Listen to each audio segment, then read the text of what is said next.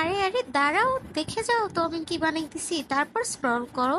তো আমার বাসায় ছিল সুন্দরী একজন রমণী, যার নাম হচ্ছে জিব্রিনা। তো ওকে দেখে আমার মাথায় একটা প্ল্যান আসলো যে আমি আমার পড়ার টেবিলে একটা সুন্দর জিব্রিনা রাখবো, তবে হ্যান্ডমেড, যেটা কখনো নষ্ট হবে না গাইস।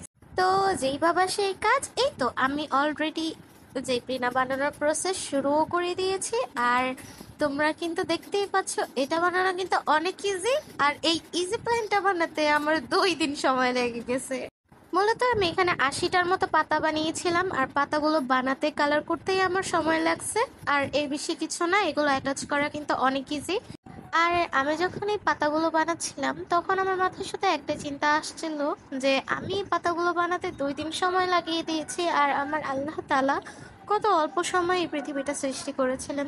তো যাই হোক, আমাকে কমেন্ট করে বলে যাও আমার এই জিবলিনা সুন্দরীকে তোমাদের কাছে কেমন লাগছে।